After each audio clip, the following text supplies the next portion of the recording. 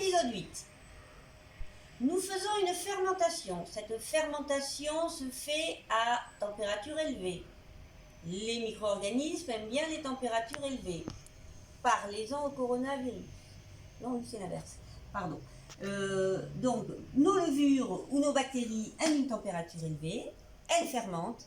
Elles dégagent de la vapeur et en particulier de la vapeur d'eau. Il faut limiter l'évaporation, sinon on perd un gros volume d'eau. On ne perd pas les métabolites, on perd l'eau. Donc on utilise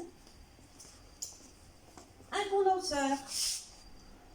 Qu'est-ce qu'un condenseur? Vous avez tous utilisé ça. C'est un appareil comme celui-ci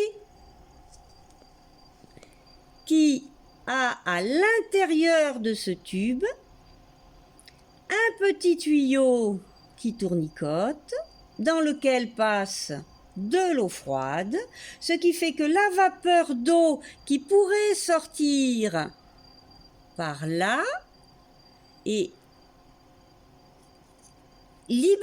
privée de sa vapeur. Ce n'est que de l'air sec qui sort par là.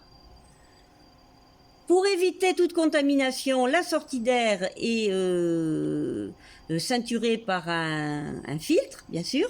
Donc, l'air sort et la vapeur d'eau, c'est-à-dire l'eau, est recondensée, comme dans tout condensateur, et retombe là. Comment se fait la circulation de l'eau du condenseur? La circulation de l'eau du condenseur, suivez-moi, elle est là. Extérieur, condenseur, un return, condenseur. In, return. Ça veut dire que vous avez l'eau qui, là, pour le condenseur, circule en continu dans le condenseur, du bas vers le haut. Et ça retourne de nouveau, voilà, vers le return du condenseur.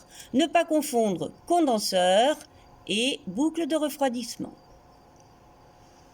Condenseur, boucle de refroidissement. Petit rappel, la boucle de refroidissement, celle qui est là, elle sert à refroidir, en passant par l'épingle de refroidissement, refroidir le milieu si besoin, et elle ne fonctionne donc qu'à la demande, en fonction de la régulation, alors que pour l'autre, c'est-à-dire pour le condenseur, l'eau coule en continu.